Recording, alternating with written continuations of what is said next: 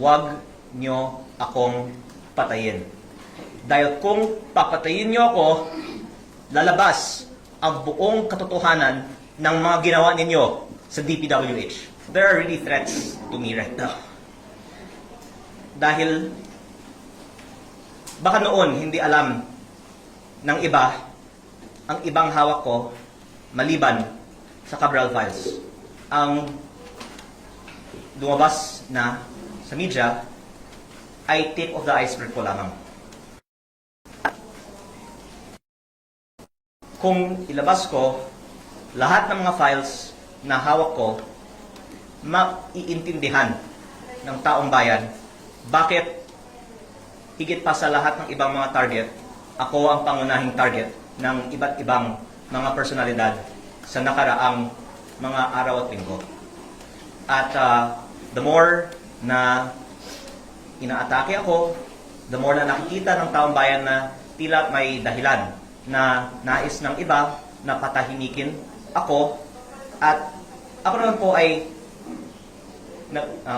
nakikinig sa payo ni Senator Ping Lacson na wag bara-bara, kaya yung mga hawak kong ebidensya higit pa sa Cabral Files ay hindi ko inilalabas.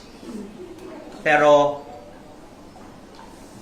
ang taong bayan na mismo ang pwedeng makakita na tila may dahilan na napakaraming mga personalidad ay umaatake sa akin.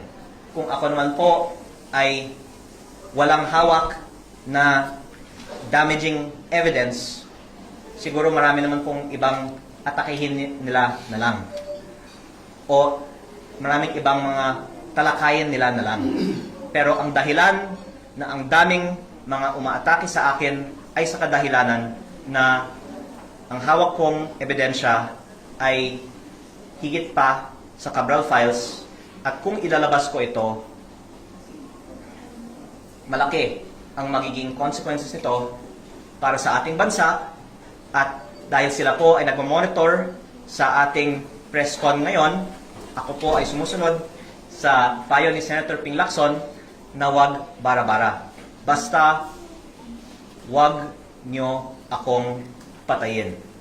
Dahil kung papatayin nyo ako, lalabas ang buong katotohanan ng mga ginawa ninyo sa DPWH.